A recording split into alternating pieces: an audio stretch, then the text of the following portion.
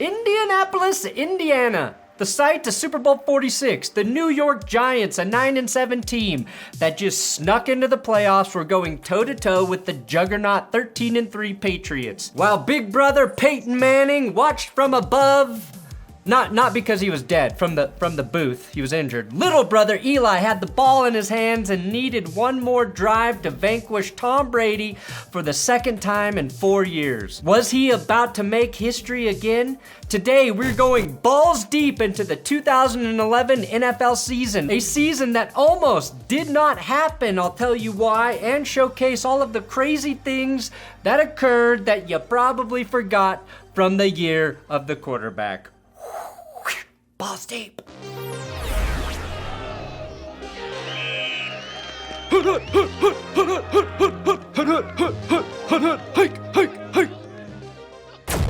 Today's episode is brought to you by Underdog Fantasy. Now, I love the Best Ball Mania tournament, especially since it now has a $3 million prize for first place. But I'm even more excited for their new weekly contest, Weekly Winners. It's the same best ball format, so you draft your team once, and Underdog tallies your best possible score every week, but the payouts happen every single week during the football season, which means you have a chance to win $20,000 every single week this season. And if you want to play against me in a private draft, I'm dropping a link in the description. It's a $10 entry, 18 rounds with 12 people playing. Slow draft format, so you have several hours to make your picks. My private draft starts once the league is full, so use my link below and Underdog will match your first deposit up to $100. And again, check out Weekly Winners.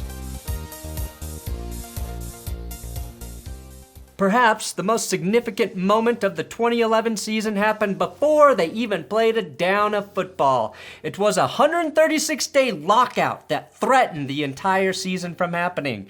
It moved free agency to after the draft, killed OTAs, eliminated the Hall of Fame game, and mercifully concluded on July 25th. Right before it would have threatened actual regular season football. A moment so big it looked like Jeff Saturday was consoling Robert Kraft after a death in the family.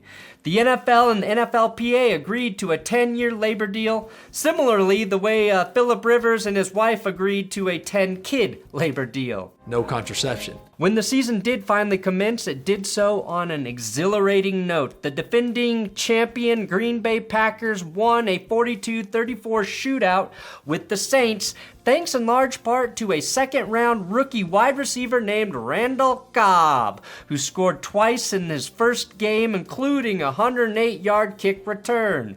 That first night set the tone for what would become the season of the quarterback. In his fourth season as a starter, Aaron Rodgers looked genuinely unstoppable, throwing for over 4,600 yards and a combined 48 touchdowns in just 15 games with 6 picks. Matt Flynn stepped in for week 17 and all he did was throw another 6 touchdowns that would earn him a contract in Seattle where he would surely start at least one game, right? All my life, been grinding all my life.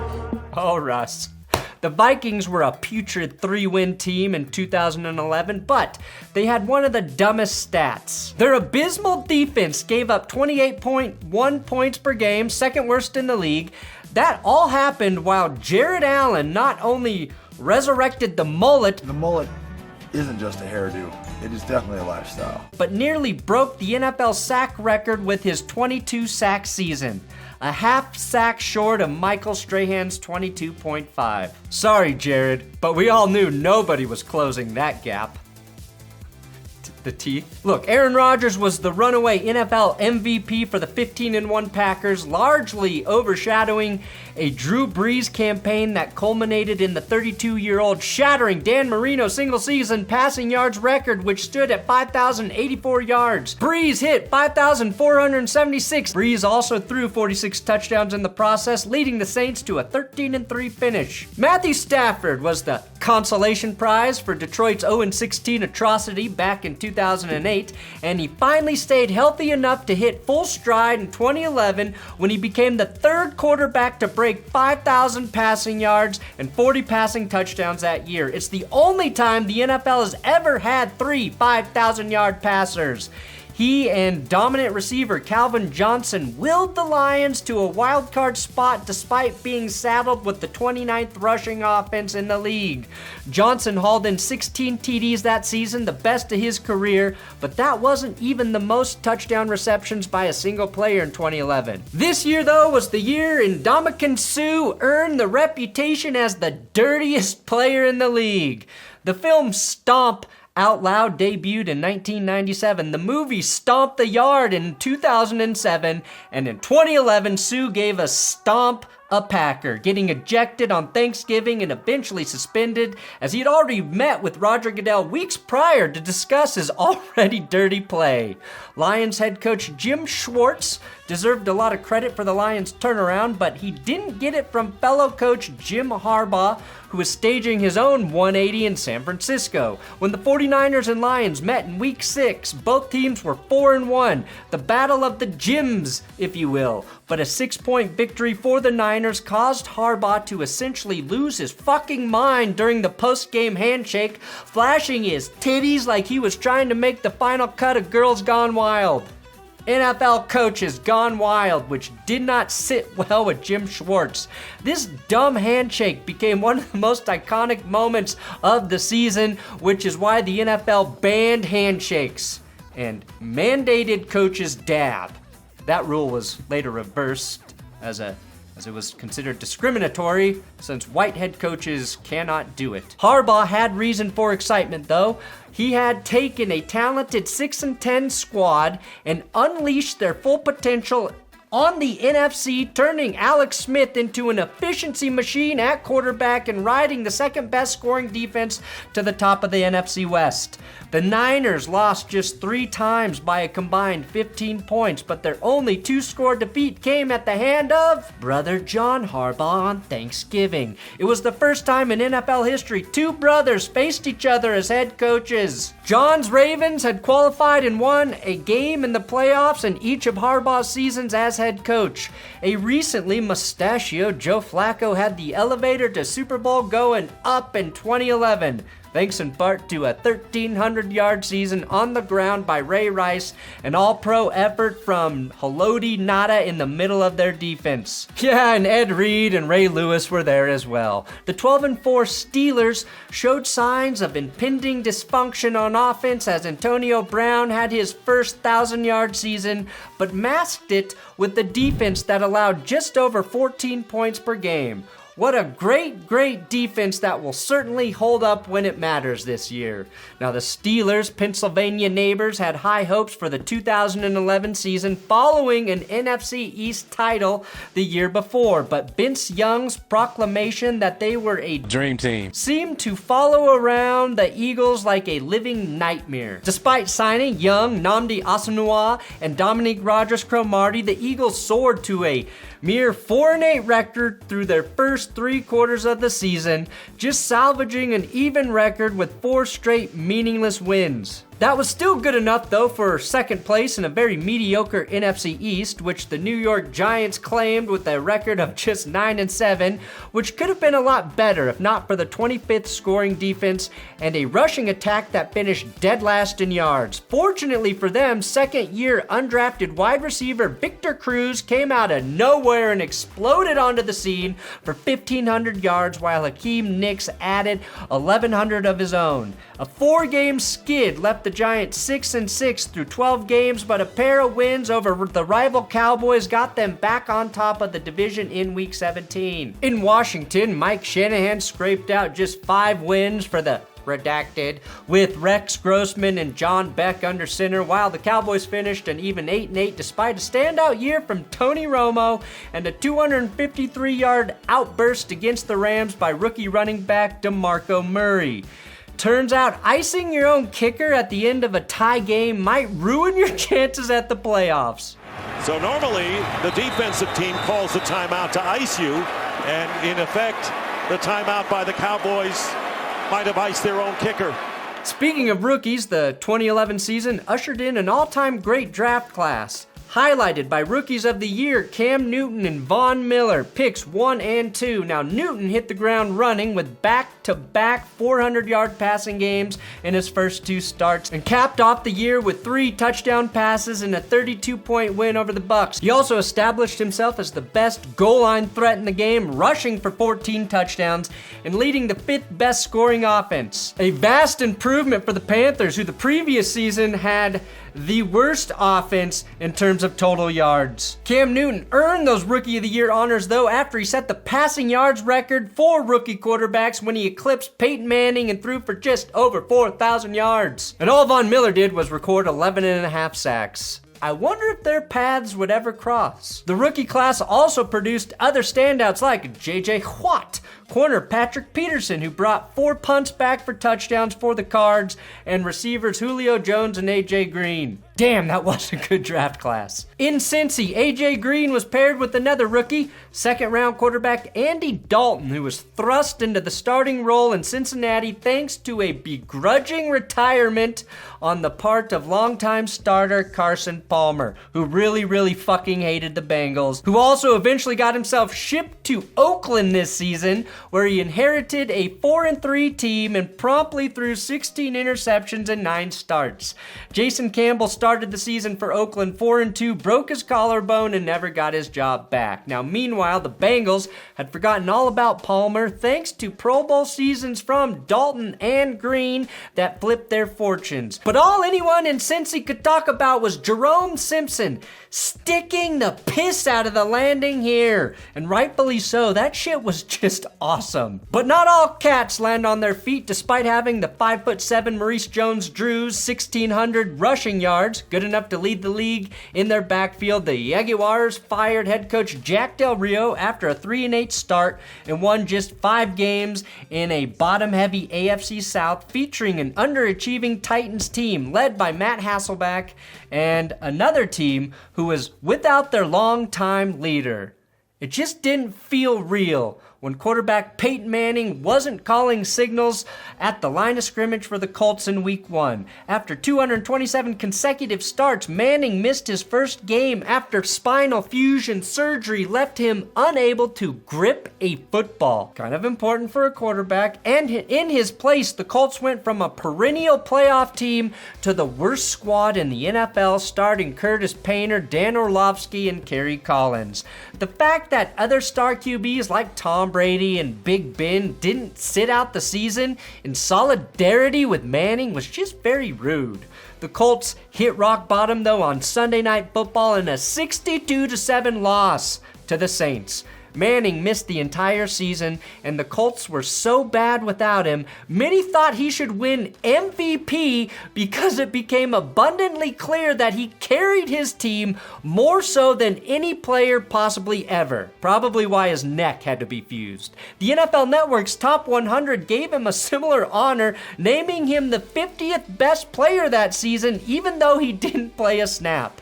That 62-7 ass-kicking was the first time a team had lost that badly since Dan Marino's Dolphins in 1999. At least the Colts' loss helped them win the Suck for Luck sweepstakes, but all the Dolphins got was an unsettled mess at QB that would stretch 12 years to 2011 when Matt Moore and Chad Henne led an 0-7 start for the Dolphins that would eventually rebound into a 6-10 finish, thanks mostly to Reggie Bush's first 1,000-yard rushing season. Now within that division, second-year tight end Rob Gronkowski had one of, if not the greatest sophomore seasons in NFL history when he and Tom Brady hooked up for 1,300 yards and a staggering 17 touchdowns. One more than Calvin Johnson's 16.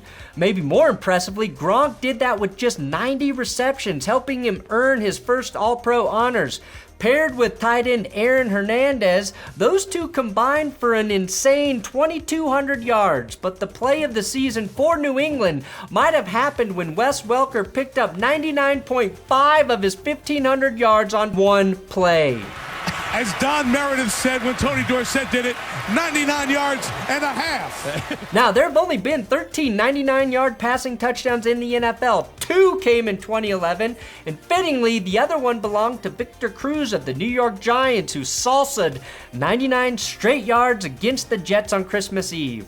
While half of New York had their Christmases ruined, I think it's this extra half-yard Welker gain that should have him credited with the longest receiving touchdown in NFL history at 99.5 yards. Now, Tom Brady went on to tear this year as well. His 39 TDs were actually only good for 4th best that season, but he had a little over 5,000 passing yards, losing just 3 games. 1 to the Patriots' Achilles heel, yes, the New York Giants. Brady was also bested by Ryan Fitzpatrick and the Bills in Week 3 in a pretty awesome 34-31 walk-off shootout. If you've ever heard Ryan Fitzmagic talk about why he doesn't like the NFL's worst loser, Tom Brady, this is the game that sparked his hatred. It just pisses me off because you're in Buffalo, you're playing New England, they're kicking our ass every single year, they're beating us, and we finally in 2011 knocked him off. It was right at the beginning of the season. He threw 5 interceptions in the game and runs straight off, like no handshake, no quarterback, middle of the field, where are the cameras? Okay, hey, stay healthy, buddy.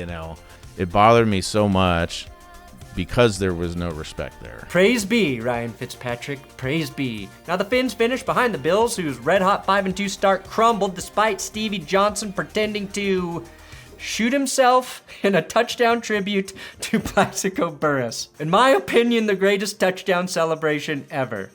He also ended up dropping the game winner in that one. And their other receiver, David Nelson, hugging his girlfriend, a Cowboys cheerleader, after scoring the Bills' lone touchdown in a 37-point loss. The Bills might have been bad, but their dysfunction didn't come close to the Jets. Rex Ryan began the season by guaranteeing a Super Bowl, but ended it by benching Santonio Holmes and watching helplessly as unnamed Jets ripped into Mark Sanchez in the New York Daily News. In a late season battle against the Giants, Gangrene lost, all while Eli Manning went 9 for 27 passing. The Jets finished 8-8, but their descent began in high altitude thanks to one man in orange and blue. Jets show blitz, they're going to bring it. Tebow trying to run around the corner. Tebow's got a first down and more. He might score. Touchdown! What can we say about Tebow Mania that hasn't already been said? Seriously, we did a full video about it, so check it if you want more info. Without the burden of hindsight, though, I can tell you from personal experience that the 2011 Broncos were the most painful, frustrating, captivating, exhilarating team of all time. 1-5 with QB Kyle Orton. They finally make the move to Tebow after the fans had spent months clamoring for him, and the second-year lefty goes on a long and probable run where he got both too much blame and too much credit for wins that the Broncos kept pulling out of their arses. There were unforgettable moments like a 15-point comeback in under 3 minutes at Miami, a 2-completion victory at Arrowhead, and Marion Barber inexplicably stepping out of bounds in a thriller against the Bears. Now, Tebow turned it on when it mattered, but the Broncos' defense was every bit as clutch that season. Running back Willis McGahee found another gear. Eric Decker and Demaryius Thomas both did a lot with very little help from their quarterback, and kicker Matt Prater had balls of steel time and time again. Now, Denver lost their last game of the season against the Chiefs, ironically against Kyle Orton, who had been picked up mid-season by Kansas City after Denver got rid of him, but they backed their way into the playoffs, their first appearance since 2005. The San Diego Chargers were coming off a season where they had the top offense and top defense, yet missed the playoffs, and they dodged them again when their defense took a huge step back and Philly Rivers fumbled the snap on Halloween night, costing them a game against the Chiefs that would have won them the division. The Chiefs were doomed from the beginning. They lost Jamal Charles and horse-spearing safety Don't with that horse. Hold on, Colt, that horse out there. Eric Berry to an ACL tear in the first 2 weeks of the season. They started 3 quarterbacks and somehow became the only team that beat the Packers in the regular season. Can you name those 3 quarterbacks? No, the AFC West was pretty dumb in 2011 with Denver, San Diego, and Oakland all finishing with an 8-8 record and Kansas City in last place at 7-9.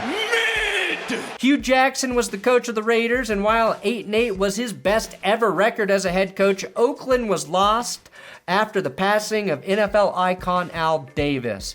Hugh Jackson deemed the Carson Palmer trade I mentioned earlier the greatest trade ever. A hilarious thing to say in retrospect, because he got fired. Tampa Bay believed Josh Freeman was their franchise QB, but that optimism quickly evaporated after a 4-2 start turned into a 4-12 finish. The 8-8 Bears lost Jake Cutler for 6 games, setting the stage for Caleb Haney, who botched a spike attempt against the Raiders, leading to an intentional grounding call and a game-ending 10-second runoff against the Raiders. Hey, but at least Devin Hester set a record with his 11th punt return touchdown, passing Eric Metcalf for the most in NFL history. Julio Jones and Roddy White combined for over 2,000 yards in their first season with the Falcons, helping Atlanta to a wild card spot in the NFC. The Rams, still in St. Louis, stop me if you've heard this before, lost Sam Bradford to an injury and were outscored by 214 points over 16 games. As of 2022, the 2011 Rams are the most recent team to score less than 200 points in an entire season. Seattle went 7-9, but things were looking up with rookies like Doug Baldwin, KJ Wright, Byron Maxwell, and Richard Sherman and Malcolm Smith. They were dangerously close to contention, but were still a quarterback away. Also, Marshawn Lynch was still causing earthquakes. 2010 was the year the Buffalo Bills traded Marshawn Lynch to the Seattle Seahawks. So 2011 was his first full season with the team, and he started to show that the Seahawks did indeed win that fucking trade too. They always do. Don't trade with them. Run through a motherfucking face. He'd finished the season with 1,200 rushing yards. And the Browns were the Browns under incompletion expert and head coach Pat Shurmur. Their quarterbacks completed just 56% of their passes. Somehow people still thought Pat Shurmur deserved more coaching gigs after that. 2011 had 10 QBs with over 4,000 passing yards, with Breeze, Brady, and Stafford again all above 5,000. It was the first season 3 QBs had at least 40 passing TDs as well, which didn't happen again until 2020. The playoffs kicked off on a Saturday in Houston with the rookie-led Bengals taking on the AFC South champs. Not the last time that would happen. Gary Kubiak was down to TJ Yates, his third-string quarterback, after injuries to both Matt Schaub and Matt Leinart. The Yates of hell prevailed in a 31-10 blowout, and Kubiak earned his first, but not last, playoff victory in the Texans' first appearance in the tournament. The Lions struck first blood in New Orleans, but Matthew Stafford and Calvin Johnson could not indeed play defense, and 45 points later, the Saints were marching to the divisional round. The next morning in New York, the 9-7 Giants held the Falcons to a mere safety, and Eli Manning regained his playoff form with 3 touchdowns, 2 to breakout star Hakeem Nicks and another to some guy named Mario Manningham. The last game of the wildcard round kicked off in Denver, and when the ball clanged off the uprights and onto the 20-yard line, we knew we were in for a weird one.